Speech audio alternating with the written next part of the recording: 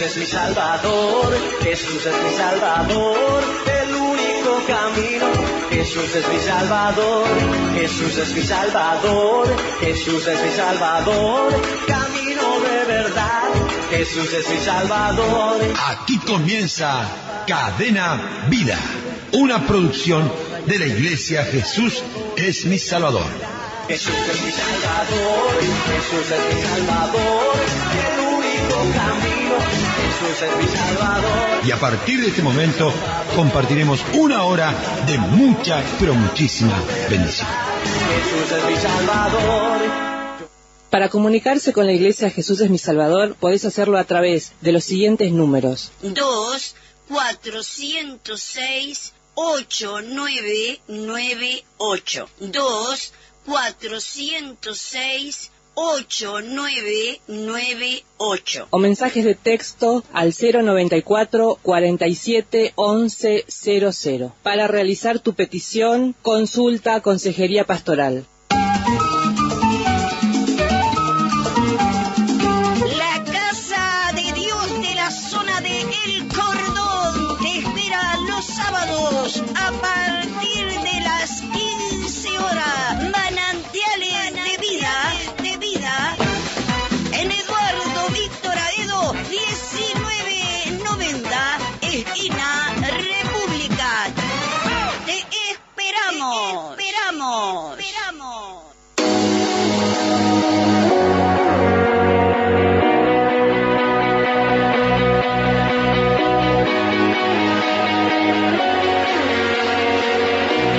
Este sábado te esperamos en Desconectados, el programa que te desconecta de lo normal y cambiará tu vida. Estaremos en vivo por el Facebook Live a través de la página del Ministerio Apostólico y Profético Jesús es mi Salvador. Te esperamos este sábado a las 19 horas. Te esperamos.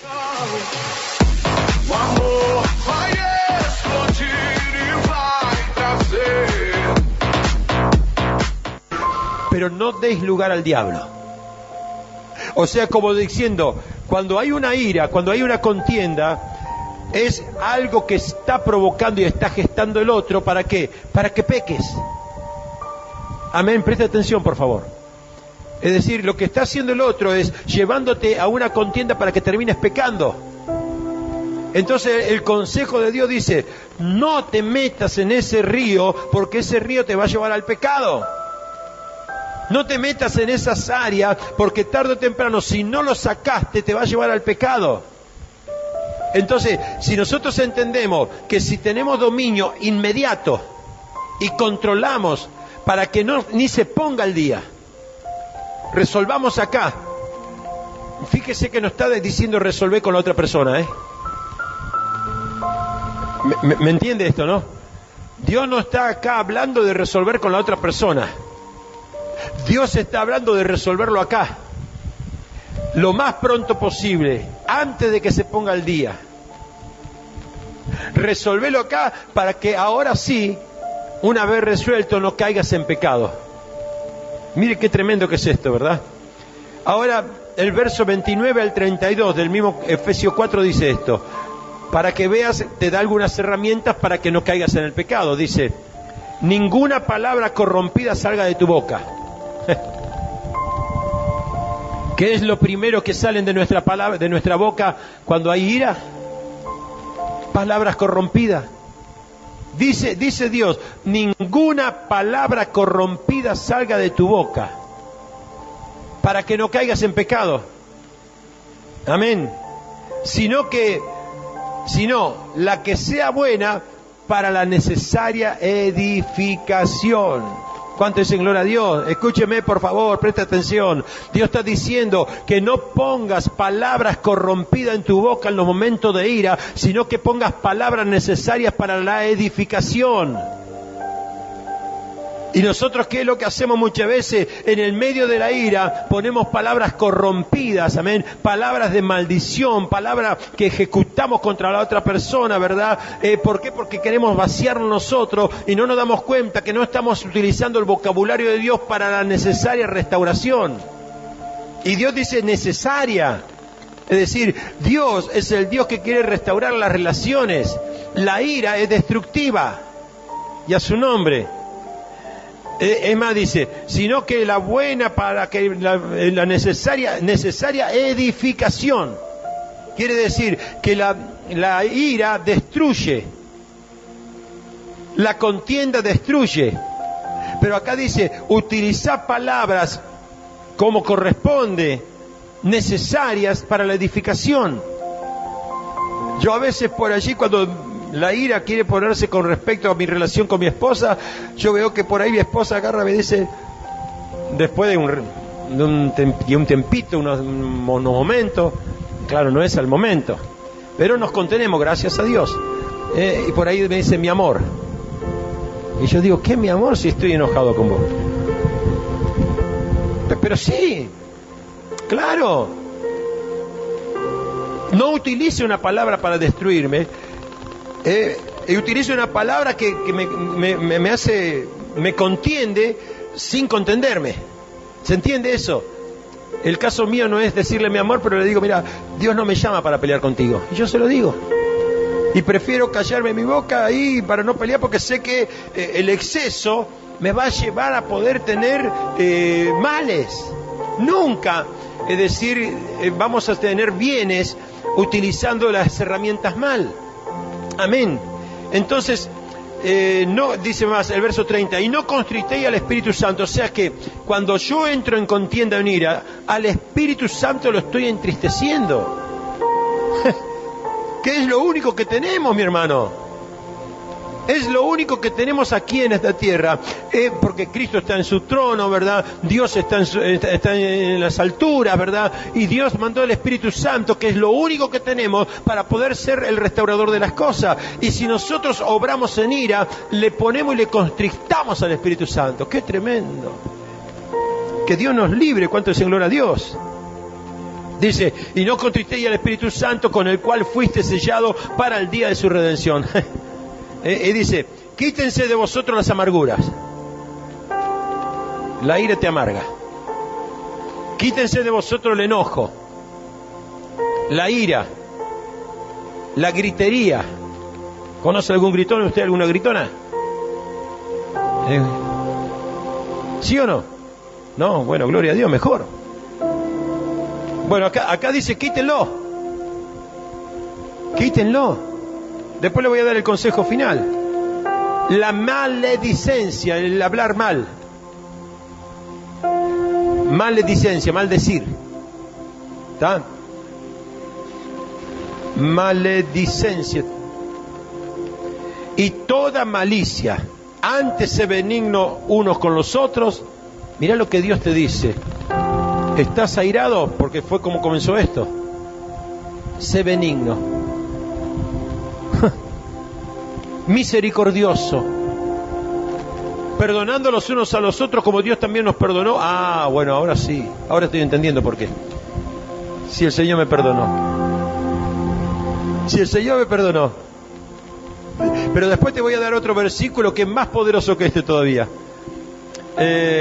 Bueno, se entendió lo de Efesios. Mire, Romanos 1:18 dice, para que veas que también Dios a veces tiene su ira, ¿verdad? Aunque entendemos que por gracia de Dios dice que es lento para la ira. Amén. Grande en misericordia y lento para la ira. Menos mal, menos mal. Romanos 1:18 dice, porque la ira de Dios, fíjese a quién, es decir, Dios no es que levanta su ira contra cualquiera. Dios no levanta su ira contra cualquiera. Dios dice acá, la ira de Dios se revela desde el cielo contra toda impiedad. Si no hay impiedad, no hay ira de Dios. Impiedad es saber lo que tengo que hacer y hacerlo de cualquier manera como se me antoja. Ahí sí la ira de Dios está. Por eso es que muchas veces vemos ira de Dios manifestándose en casa, en familia, en personas. ¿Por qué? Porque sé lo que tengo que hacer, pero yo quiero hacer lo que quiero. Entonces, acá dice, la ira de Dios, y ya no es la ira del hombre, no es la ira del vecino, del esposo, de la esposa, del amigo, del pastor, no, de la hermana en Cristo, no. Aquí es la ira de Dios. Y ojo que muchas veces lo manifestó. Hay veces que hay gente que vive bajo la ira de Dios, pero no cambia. Entonces no esperes que haya resultado distinto. Yo siempre digo que si tú quieres un resultado distinto, tenés que hacer cosas distintas. Mientras que sigas haciendo lo mismo, los resultados a mediano plazo, a corto plazo, a largo plazo van a ser lo mismo. Entonces yo tengo que entender que para que haya resultados distintos, yo tengo que tener una postura distinta. Porque eso va a traer algo distinto, algo que no lo viví, algo que no lo tuve la experiencia de vivirlo. Amén. Entonces acá dice, la ira de Dios se revela desde el cielo contra toda impiedad e injusticia de los hombres que detienen, escuchen bien, que detienen con injusticia la verdad. Cuando yo detengo con injusticia a la verdad que es Cristo, a la obra que Dios quiere para que Dios se manifieste, en algún momento la ira de Dios se manifiesta. Es para tener en cuenta, ¿verdad? Jesús también tuvo su momento de iras, porque la Biblia dice, airaos, pero no pequéis. Ahora, Jesús se enojó, vio que dice la ira santa. Él se enojó, enfrentó a los vendedores, a los cambistas. Claro, quizás algunos lo experimentaron y otros no. Yo por lo menos creo haber experimentado cierta forma de estas cosas. Vos podés hablar de mí lo que se te antoje y podés pisotear, basurear, decir lo que quiera de José Luis. Pero cuando se me toca la casa de Dios, cuando se me toca el propósito, la iglesia, ahí me duele más, me lastima más, porque no me está tocando a mí, está tocando a los santos. Y lo he experimentado eso, lo he experimentado. Que me dijeron, mira que dijeron esto de vos. Y bueno, ya sé que el que habló incorrectamente, ¿verdad? Ya ni me tengo que enojar, ya tiene su propio pago, Dios se encarga de eso, es preocupación, ya no es una preocupación mía. Pero cuando estamos con la casa de Dios, ¿trae qué? Consecuencias. Entonces ahí es a Jesús, dice la palabra del Señor en Juan capítulo 2, versículo 13 al 17, dice, estaba cerca de las Pascuas de los judíos y subió Jesús a Jerusalén. Y halló en el templo a los que vendían bueyes, ovejas, palomas, a los cambistas allí sentados. Y haciendo un azote con cuerdas, echó fuera del templo a todos, y las ovejas y los bueyes, y esparció las monedas de los cambistas, y volcó las mesas. Y dijo a los que vendían paloma, quitad de aquí esto, y no hagáis de mi casa, de la casa de mi padre, a eso a lo que voy, a lo que estaba cuidando. Es decir, cuando Dios te da un ministerio, cuando Dios te da un lugar, cuando Dios te da una asignación, ¿verdad? Y que todos la tenemos, ¿verdad? Es decir, si nosotros entendemos esto, que pertenecemos a esta casa, Dios nos da la responsabilidad como hijo de esta casa de cuidarla. No hay otro. Es decir, y se rompió esto, lo otro. Aquí lo que había pasado, ¿qué era? Que se habían metido el cambista, claro, usted dice, pero estaban en el templo. Estaban para poder vender, para que ofrezcan los animales por expiación de los pecados. Estaban porque venían de otras ciudades con dinero y venían a cambiarlo porque en Jerusalén había su dinero. Entonces el negocio de los cambistas existía y existe siempre. Pero no era el lugar. Mi casa es casa de oración y puerta del cielo, ¿verdad? Es decir, queremos que entienda esto. Hay una profanación del templo. Hay una usurpación del templo. Por eso yo quiero que entiendas. Usted dirá, pero son 4 paredes. No son 4 paredes. Es un lugar de adoración a Dios. Entonces mi conducta no puede ser cuando estoy en una cancha. Tiene que ser una casa de respeto a la casa de Dios. ¿Cuánto están entendiendo? Y Jesús vio que eso se había dejado de cuidar. Claro, él no estaba, él no vivía ahí. Él venía del norte, venía de Nazaret. pero llegó a Jerusalén, que era la casa de su padre, y vio lo que estaba pasando. Entonces, ahí dice que se enojó y, claro, estaba defendiendo y no pecó. Amén. O sea que hay aptitudes. Te doy otro ejemplo. Un día Pablo se enfrentó con Pedro cara a cara en Antioquía. ¿Por qué? Porque Pedro estaba simulando. Te explico esto. Pedro fue levantado en principio para levantar y hablarle a los judíos, Pablo a los gentiles, y un día Pablo lo va a visitar a Pedro en Antioquía, y Pedro acostumbraba que estaban reunidos entre los gentiles y él comía con los gentiles, pero llegó una comisión para supervisar los que eran judíos.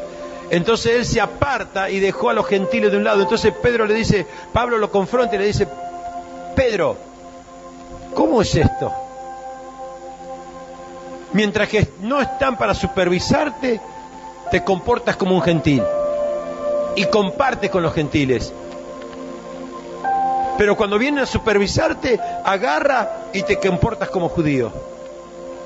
Entonces ahí le dijo que estaba simulando. Y esto fue lo que hablamos el otro día. A veces, bajo la presión de que el pastor está cerca, tengo un comportamiento. Cuando el pastor no está, tengo otro. Digo la figura del pastor como parte de la iglesia, ¿verdad? Ahí el pastor era Pablo. Yo cuando estoy en mis lugares personales, tengo mi forma, que esto, que lo otro, pero tengo que guardar mi conducta. No. Lo confrontó cara a cara. Pablo le estaba diciendo: Pedro, sé uno, sé santo con los gentiles y no deje de ser santo porque vienen a presionar o te vienen a supervisar, porque eso sabe qué significa servir al ojo. Servir al ojo.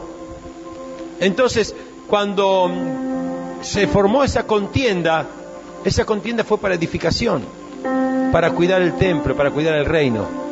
Por eso te estoy llevando de que hay iras que son iras aceptadas.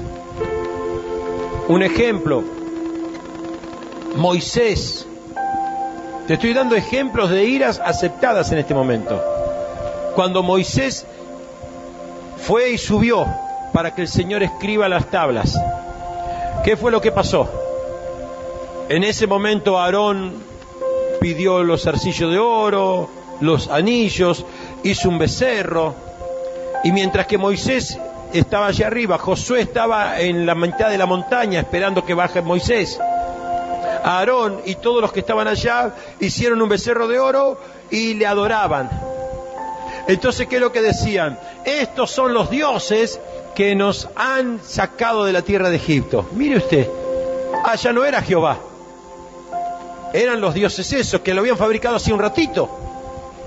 Ahora fíjese usted, cuando baja Moisés, la Biblia dice de esta manera: volvió Moisés, esto es en el Éxodo 32:15. Y quiero aclararte algo.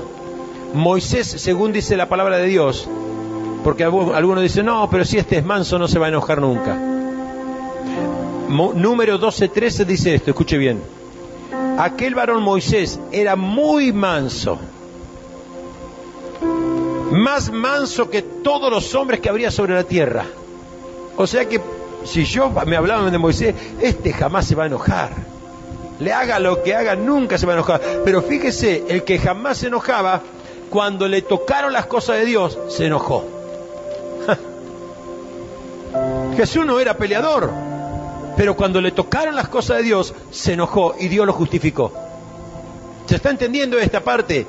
Es decir, hay enojos que la Biblia ha permitido. Cuando Pedro, que era imagen de la iglesia, viene Pablo y lo encuentra, estaba desfigurando la imagen de lo que Dios quería sobre la tierra como el Evangelio, lo confronta Pablo y Dios acepta esa contienda, ¿verdad? Y aquí Mire, el hombre más manso sobre la tierra, como bien les dije, según número 12:13, en Éxodo 32:15, mire lo que pasó.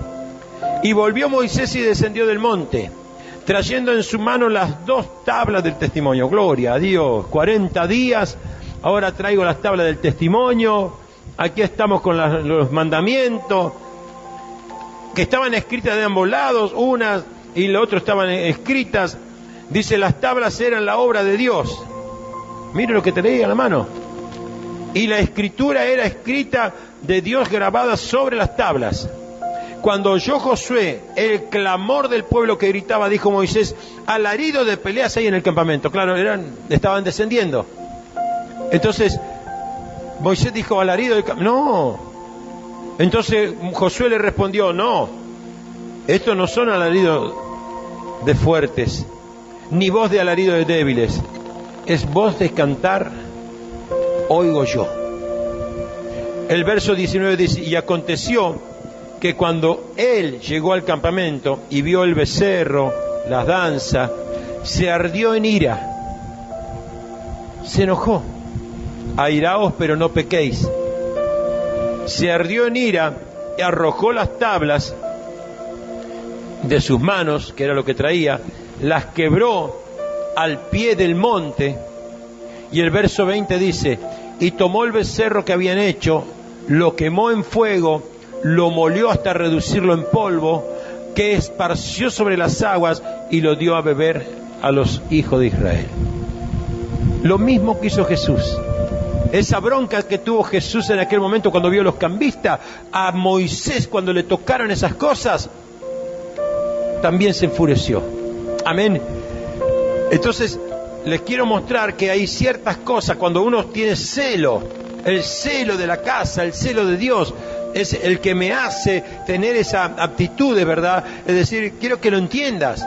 Ahora, si José Luis se defiende a sí mismo, bueno, es la ira de José Luis, pero cuando se defiende las cosas de Dios, cuando ve a un hermano que defiende las cosas de Dios, que pelea. Me acuerdo un día, el apóstol Miguel Ángel estaba hablando por teléfono con la gente de la UTE, allá cuando no le querían poner una luz en la piedra, y estaba hablando conmigo porque me decía, no me quieren poner, que esto, que el otro, y llega un momento en donde el tipo que estaba de la UTE le empezó a recriminar y a hablar, pero claro, era la luz de la iglesia y se había hecho todo correctamente.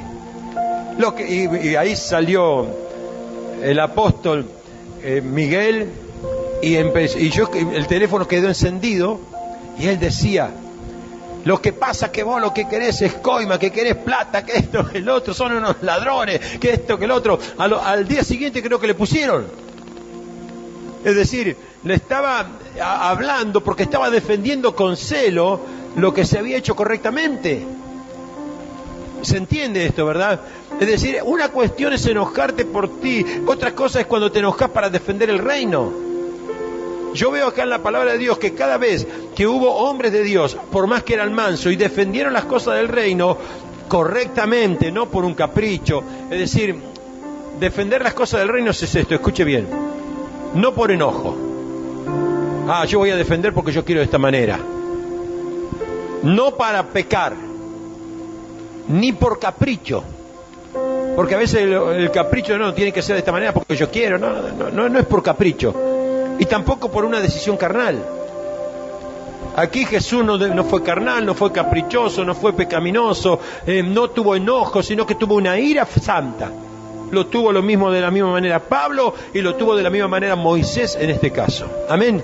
Así que quería aclararle estas cosas para que veas que Dios, hay veces que las iras, cuando uno quiere defender las cosas del reino, las acepta.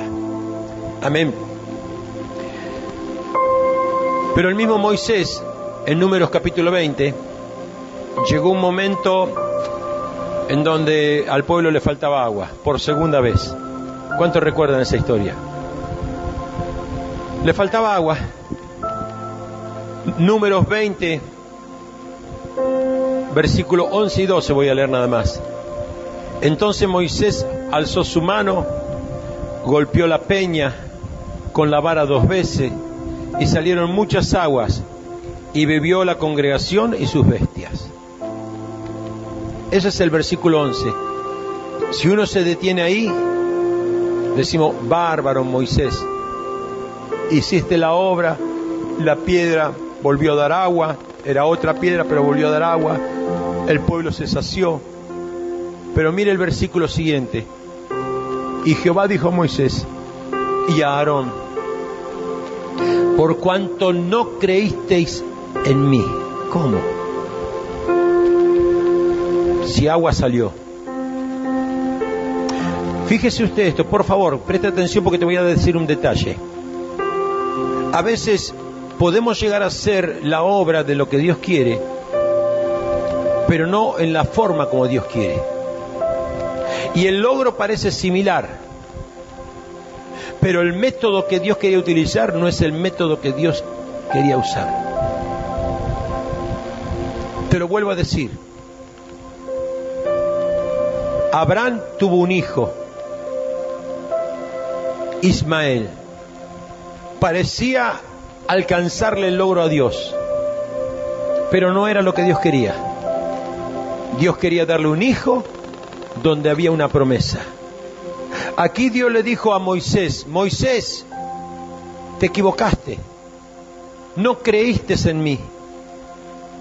Y dice, y más le dice, no creíste en mí para santificarme delante de los hijos de Israel. Vaya a saber lo que Dios quería hacer cuando Moisés hablaba. Nunca lo sabremos, porque actuó con su bronca propia. Cuando él agarró y golpeó la peña, dice, manga de incrédulos, rebeldes. Estaba siendo rebelde él. Él estaba siendo el rebelde para con Dios. Y Dios en su amor y misericordia permitió que el agua salga, pero el rebelde había sido aquel que creía que estaba bien.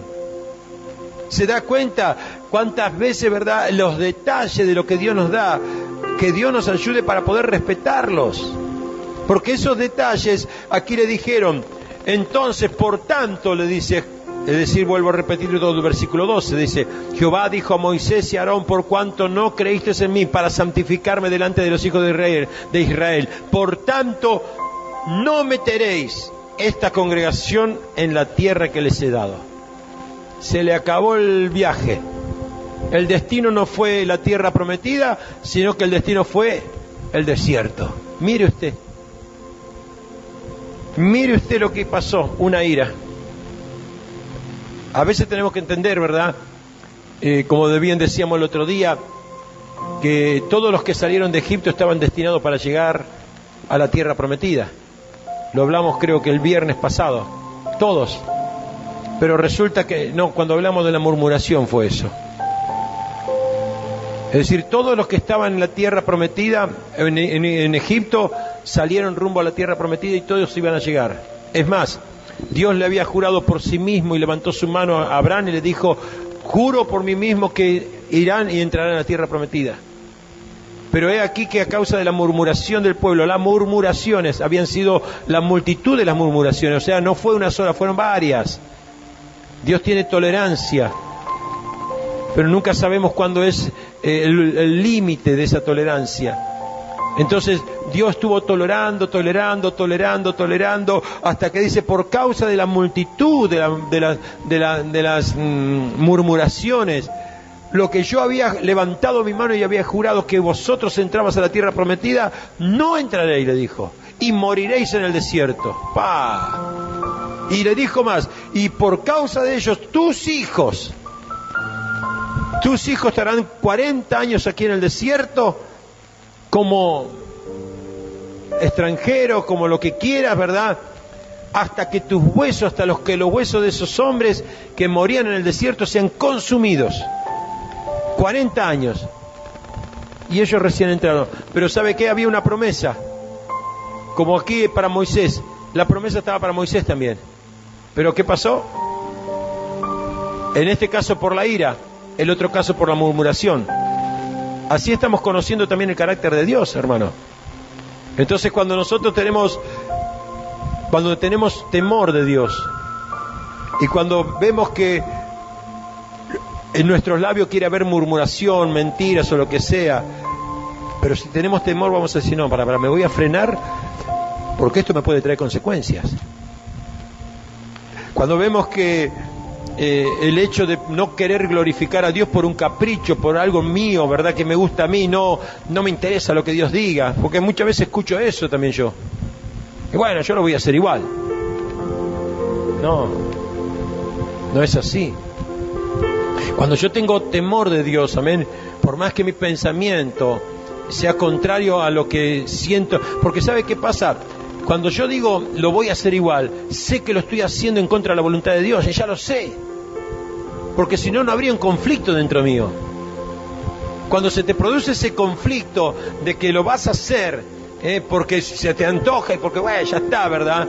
Es decir, estás dejando de tener temor para poder tener un capricho que te va a llevar a una contienda o una ira de parte de Dios. Acuérdese que Dios dijo, la ira de Dios, lo leímos recién, Romanos, a ver cuál era, yo ya le digo enseguida, Romanos 1:18, la ira de Dios se levantaba contra la iniquidad cuando se hacía constante para que no prevalezca la voluntad de Dios, la justicia de Dios. Amén, iglesia. Hoy les dije cuando hablaba un poquito de la definición que a veces la ira tiene un significado también en una palabra griega que se llama thumos, T-H-U-M-O-S, T-H-U-M-O-S, que significa ebullición. Y si vos pensás en ebullición, podés pensar en explotar. No aguanté más y exploté y que sea lo que Dios quiera, ¿verdad? Y te voy a dar un versículo para que puedas tener como pensamiento, como reflexión. Los proverbios son maravillosos. Mire el proverbio de número 14. El proverbio de número 14, versículo 17, dice esto. ¿Lo encontraron? Dice, el que fácilmente se enoja, ¿qué dice? Hará locuras. Y el hombre perverso será aborrecido. El que fácilmente se enoja hará locuras. Lo dice la Biblia, No le saco, ni le quito, ni le pongo. ¿Cuánto dicen gloria a Dios? El proverbio 29:22, mira lo que dice. El hombre iracundo levanta contienda, y el furioso iracundo, que tu ira no se convierta en pecado. Dice, el hombre iracundo levanta contienda. Hay una propensión. Pero la segunda parte dice, y el furioso ya ebullició, ya explotó. Pero el furioso muchas veces peca. Y a su nombre. Anótelo para que tengas en cuenta. En otras palabras, tenemos que tener en cuenta que toda ira, por eso que dice al principio dijimos que no se ponga al día con tu contienda, con tu ira, con tu bronca. Para comunicarse con la Iglesia Jesús es mi Salvador, podés hacerlo a través de los siguientes números: 2-406-8998, 2-406-8998. O mensajes de texto al 094 47 11 00. Para realizar tu petición, consulta Consejería Pastoral. La Casa de Dios de la zona de El Cordón te espera los sábados a partir de las 15 horas. Manantiales de vida en Eduardo Víctor Aedo 1990. Esquina República. Te esperamos. Te esperamos. Te esperamos.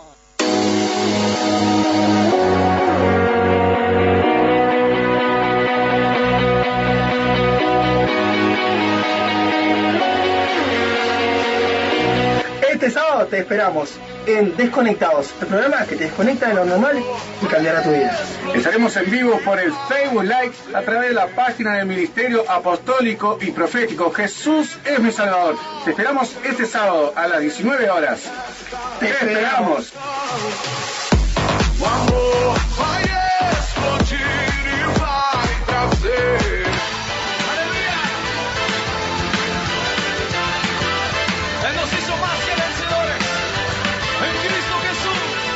La palabra del Señor dice, y la multitud, que era muy numerosa, tendía sus mantos en el camino, y otros cortaban ramas de árboles y las tendían en el camino.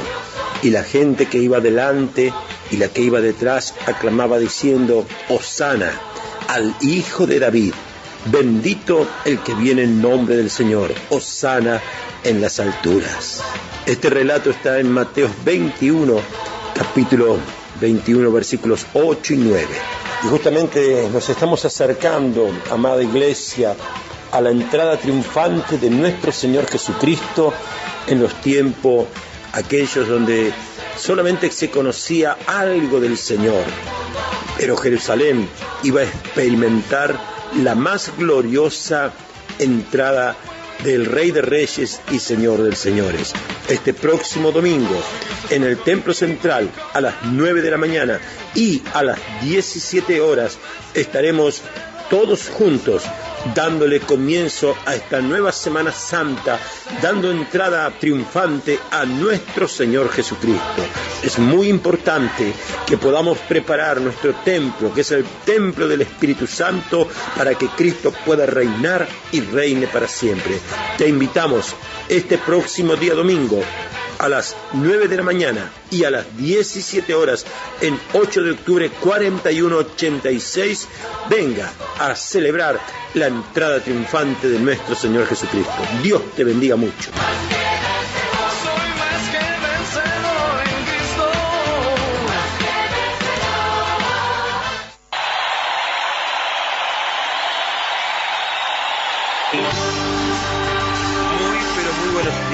Amada familia de Jesucristo, gracias a Dios en esta mañana por una entrada más en tu casa, en tu hogar, con tu familia, con tus seres queridos. Qué lindo que podamos estar encontrándonos como cada día martes.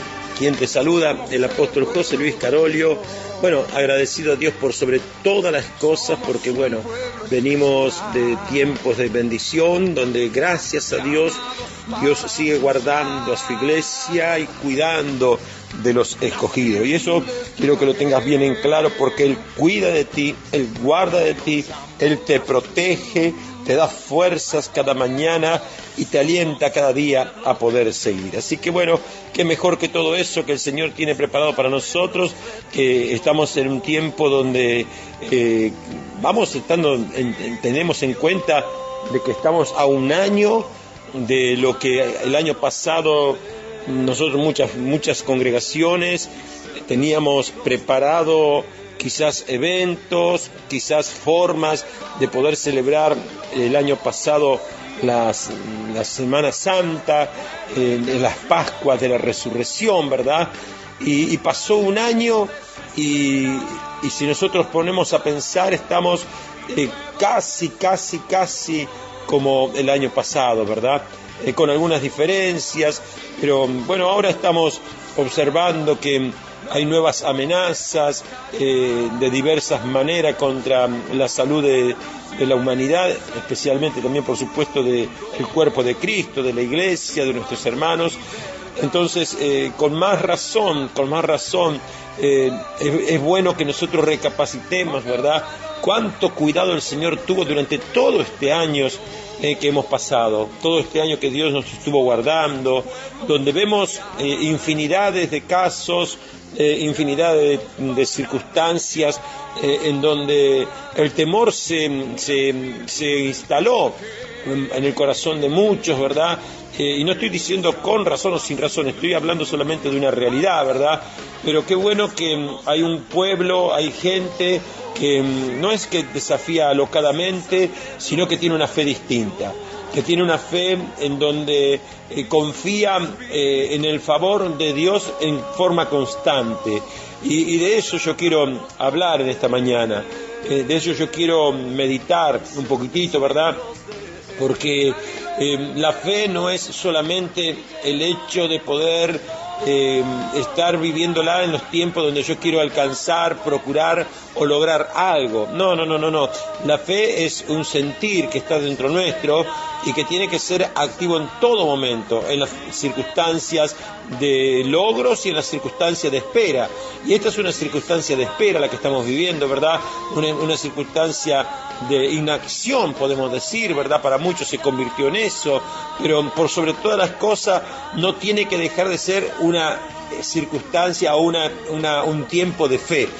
Acuérdate que la Biblia dice que sin fe es imposible agradar a Dios, ¿verdad? Entonces es necesario que le demostremos fe, que podamos estar declarando y confiando con todo nuestro ser, con toda nuestra mente, nuestro espíritu, al Dios al cual estamos creyendo. Esto me trae, como siempre, a memoria ejemplos que la Biblia trae, ¿verdad? Ejemplos donde vemos el accionar, el trabajar de hombres y mujeres de Dios que han pasado por circunstancias diversas, por circunstancias extremas. Estamos hablando de gente que fue desafiado en la propia vida. En el libro de Hechos de los Apóstoles hay un pasaje bíblico en donde un profeta tomó un cinto, y ese cinto él no sabía de quién pertenecía ese cinto, pero toma ese cinto y empieza a mover ese cinto en forma fuerte y dando azotes con el cinto ese. Y él decía, el profeta dice, de esa manera el dueño de este cinto será azotado, será golpeado, será humillado, ¿verdad? Es decir, la verdad que el dueño del cinto ese estaba como diciendo, verdaderamente no hay ninguna expectativa de poder sobrevivir, porque la sentencia que el profeta estaba dando era tremenda. Y justamente quien estaba allí en ese momento era el dueño del cinto. El dueño del cinto, ¿quién era? Era el propio apóstol Pablo. Y el apóstol Pablo, al escuchar esa amenaza, al escuchar esa circunstancia que él estaba viendo por el profeta, pero también sintiendo en el espíritu lo que el profeta estaba diciendo, él no negaba el hecho de lo que estaba escuchando, sino que él, en una actitud de confianza, en una actitud de fe, en una actitud no arrogante, porque no lo era, ¿verdad? Él fue trabajado muchísimo, porque todo lo que para él era ganancia, incluso su arrogancia, él la sometió a la voluntad del Señor, ¿verdad? Es decir, el carácter de Pablo fue transformado de tal manera que su carácter se sometió al Señor Jesús, convirtiéndose en esclavo de nuestro Señor Jesucristo, ¿verdad? Y aquí estamos viendo a un Pablo que estaba viendo esa circunstancia, un profeta diciendo, el dueño de este cinto será azotado, será golpeado de tal manera, ¿verdad? Y él agarra y dice en forma, y expresa de esta manera, dice, aún, dice, siendo él el dueño del cinto, dice, aún yo estoy dispuesto no solamente a ser azotado, sino que también estoy dispuesto a dar la vida por causa de la causa de Cristo. Y yo digo, qué tremendo el poder estar observando a ese hombre bajo una circunstancia extrema y no aflojar, no volver atrás, no sentirse amedrentado por la presión de lo que estaban ejerciendo esos dichos del profeta, sino que aún en su declaración, en su expresión, él estaba aplicando su confianza en aquel que lo había llamado, en aquel que lo había escogido, ¿verdad? Qué tremendo poder estar viendo esta expresión de Pablo. Y muchas veces en estos tiempos, nosotros tenemos que tener en cuenta las acciones, los pensamientos, las formas en cómo nuestros antiguos han caminado. Un Noé que sin tener apoyo de su familia siguió construyendo el arca, un Abraham que a pesar de que su esposa se reía por la incredulidad de que podía ser padre o madre, ¿verdad?, a su ancianidad, ¿verdad? Abraham siguió creyéndole al Señor y le fue contado por justicia. Podemos tener en cuenta la vida de un Daniel, cuando por allí se hizo un edicto y cuando en ese edicto estaba determinado de que iba a morir, iba a ser enviado al foso de los leones, él no dudó y siguió sirviendo con todo su corazón. Yo digo, qué tremendo esa gente, ¿verdad? Esa gente que ha logrado, que ha caminado, que ha sido exaltado y hoy dan testimonio. Nosotros nos alimentamos de esas cosas, pero yo quiero que entendamos en este tiempo, si en aquel tiempo pasaron estas cosas, si en aquel tiempo los cristianos o los que son de parte del reino y que representan el reino en las distintas etapas de la historia bíblica han tenido y dan testimonio y a nosotros hoy nos alimenta. Yo pregunto esto y me pregunto cada día y espero que cada uno de nosotros nos preguntemos cuál es el testimonio, cuál es el legado que tanto usted como yo vamos a estar dejando para las próximas generaciones. Yo quiero que entienda, esta gente actuó en una forma convencida, en una forma de fe, en una forma intachable, pero no a lo loco, sino en una confianza en aquel que lo había escogido, ¿verdad? Ahí no hablamos de locura, Noé no era un loco, Abraham no era un loco, Pablo no era un loco, es decir, no absolutamente, porque hoy el tener fe parece ser que está tildado como locura, ¿verdad? Es decir, nosotros no somos llamados para desafiar ni para tentar a Dios, ¿verdad? Pero sí para tener una fe en la cual le podamos creer al Señor, ¿verdad? Y yo de esto quiero tener en cuenta, ¿verdad? Porque yo sé que las generaciones, nuestras generaciones, y las que vienen después de nosotros, serán testigos de lo que nosotros hagamos, ¿verdad? De lo que nosotros podamos dejarle como legado. Yo veo madres, veo abuelas, veo hombres y mujeres de Dios que están siempre dando un testimonio poderoso en Cristo Jesús. Y cuando veo a sus hijos, veo a hijos que están con la misma fe, con la misma confianza. Las expresiones que tienen sus padres también la pueden transmitir ellos, la pueden expresar ellos. Y yo digo, esto no es casualidad, pero también veo el otro extremo, ¿verdad?, en donde las inseguridades, los miedos, entonces se transmite de generación en generación. Veo madres temerosas y los hijos, por supuesto, temerosos por tal o cual cosa. Y no estoy hablando solamente por una pandemia, no estoy hablando por una circunstancia, estoy hablando de la vida, ¿verdad? La vida para poder estar emprendiendo, la vida para poder estar alcanzando ciertas cosas. De eso yo quiero hoy tratar de expresarme y hablarlo. Y tal vez no, por supuesto que no tengo el poder de convencimiento, pero el Espíritu Santo de Dios, amén, nos tiene que trabajar en nosotros y decir, yo quiero dejar un testimonio firme, un testimonio verdadero, un testimonio que me trascienda, algo que me pueda estar sirviendo para edificar a las próximas generaciones. Este es el llamado, esta es la convocatoria, y nosotros hoy por hoy, y como bien decía al principio, estamos en un tiempo de una entrada de un año. Pero ¿sabe qué? Yo estaba observando, porque bueno, las fechas son próximas ya, Semana Santa, y estamos en este próximo día domingo, nosotros preparándonos para poder estar dando una celebración recordatoria de lo que fue la entrada triunfante de nuestro Señor Jesucristo. Un hombre, un campesino, por así decirlo, ¿verdad?, que se tenía en Jerusalén algunas noticias. No se sabía en Jerusalén de lo que era verdaderamente Jesús, se conocía por las cosas que Dios había hecho a través de su vida, y él nunca hasta ahí se había manifestado, ni había proclamado, ni se había decidido entrar a Jerusalén hasta que no sea el tiempo correcto, ¿verdad?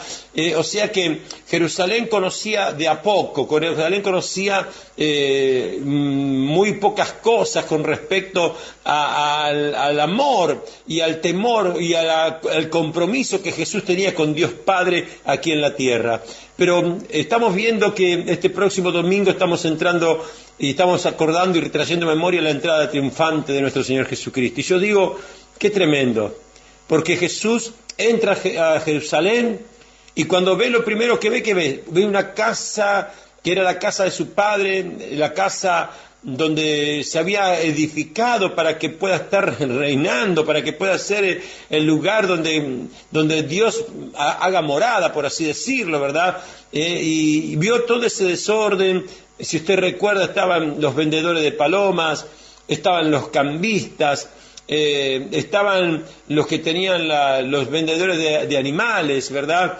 Y estaban allí en la puerta, estaban en el mismo lugar. ¿Y sabe qué? Lo que primero que hizo Jesús, agarró y hizo una limpieza de eso.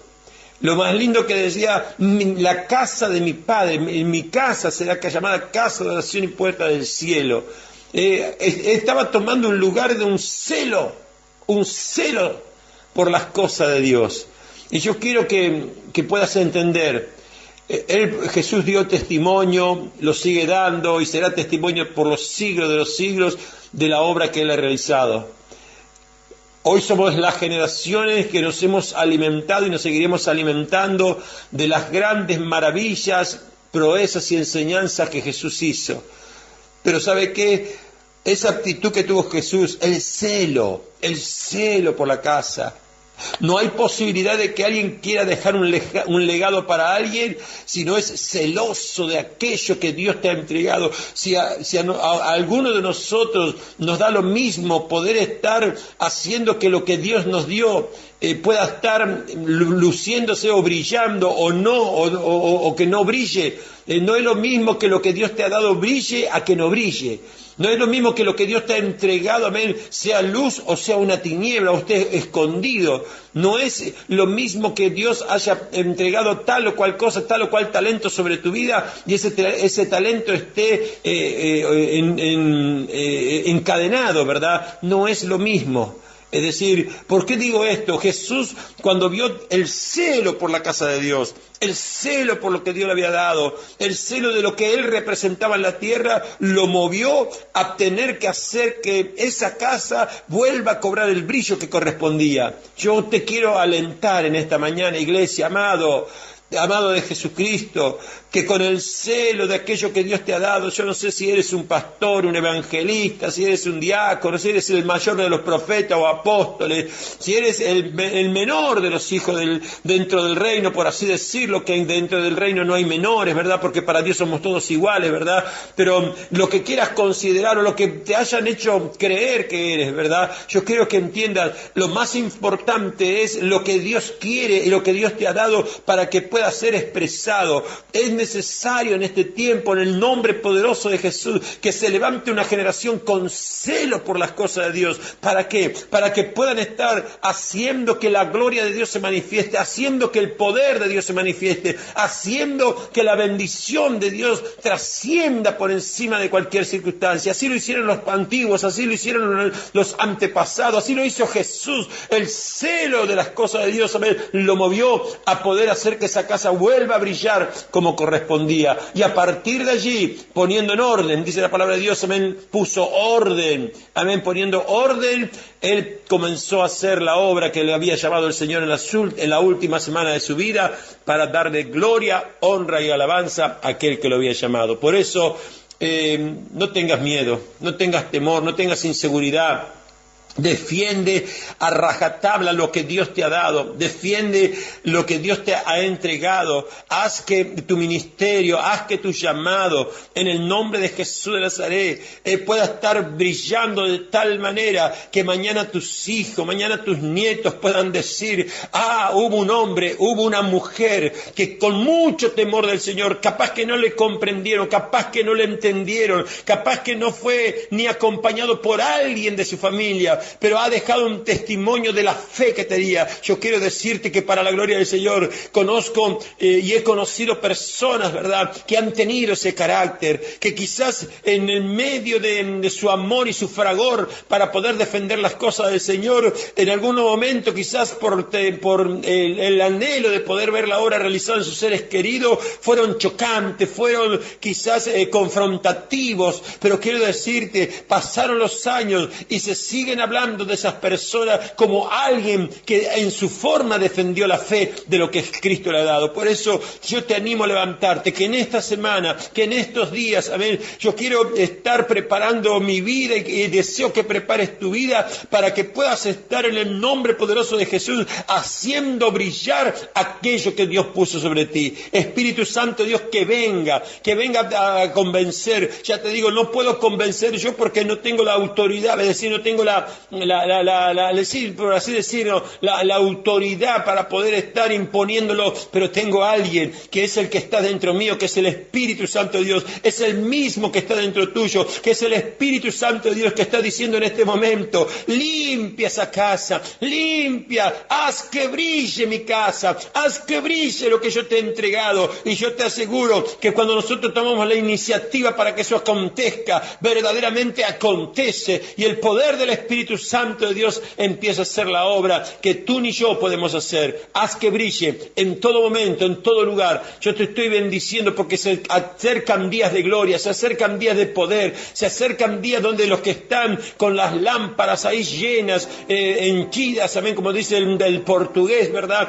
Llena del aceite, ¿verdad? Llena de la unción, ¿verdad? Que están con las lámparas preparadas, es decir, no solamente están preparadas para la venida del Señor, sino que están preparadas para iluminar a otros. Y ese es el mayor llamado que tenemos, poder ser luz e iluminar a otros para que la gloria de Cristo se manifieste. Por eso bendigo las naciones, bendigo el interior del país, bendigo a los ministros, a los hijos ministeriales, bendigo a los pastores que están trabajando en la viña, a los siervos que están sirviendo en distintas áreas. Los bendigo para que aunque sea en la limpieza, para que aunque sea allí cuando estás haciendo las cosas más pequeñas dentro de la casa del Señor, veas la luz de Cristo y puedas brillar de manera sobrenatural. Es el Espíritu Santo de Dios, amén, que está obrando y que te está llamando para que eso esté aconteciendo. Por eso yo en esta mañana, más allá de todo lo que hemos hablado en estos 20 minutitos, quiero impartirte la bendición. Quiero impedirle a mi Padre, al Padre Celestial, para que Él ponga el deseo dentro tuyo y dentro mío, para que en el nombre de Jesús, amén, podamos ser el testimonio y el legado, para que otros puedan estar, Dios mediante, tomando las arras de tu bendición, en el nombre poderoso de Jesús. Por eso unite conmigo, voy a orar por tu vida, voy a orar por ti, voy a clamar donde sea que te encuentres, para que la bendición del Padre, del Hijo y del Espíritu Santo de Dios pueda estar haciendo morada en ti y a través de ti, en el nombre poderoso de Jesús. Ahí estamos, oramos y bendecimos este momento. Padre Celestial, Dios Todopoderoso, al único, al verdadero Dios, al Santo de Israel, Espíritu Santo de Dios, tú que estás en nosotros y con nosotros, tú que estás, Padre Santo, en este momento, Espíritu Santo, trabajando para el bien de tu obra, para el bien de la humanidad, para el bien, Padre Santo, de las generaciones que han de venir, Padre.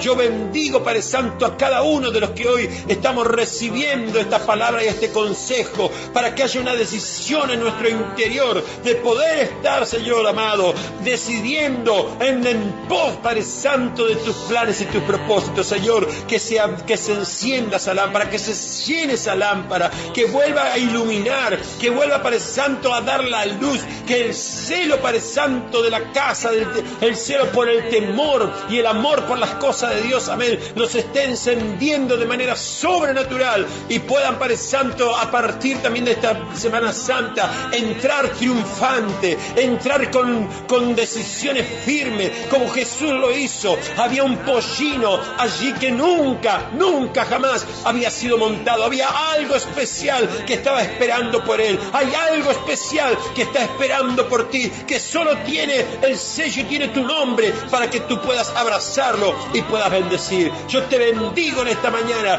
e imparto la bendición sobre tu vida, declarando el favor del Padre, del Hijo y del Espíritu Santo de Dios. Levántate, resplandece en el nombre de Jesucristo de Nazaret y entra triunfante para que la gloria del Señor sea manifiesta en ti y a través de ti. En el nombre del Padre, del Hijo y del Espíritu Santo de Dios. Amén y amén. Jesús, gloria a Dios.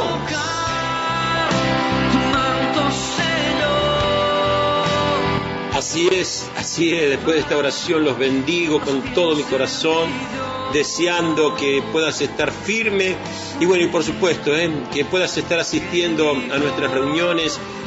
Hoy en 8 de octubre 4186 hay una esperanza para ti, para tu casa y para tu familia. Mañana, por supuesto, tenemos las enseñanzas y los repasos de las clases que hemos tenido.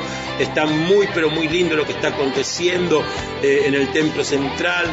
Y por supuesto, mañana a las 8 de la mañana nos encontramos por este medio para que usted y yo podamos ser bendecidos además por esto que es Cadena Vida. Que Dios te bendiga y la paz del Señor sea contigo. Chao.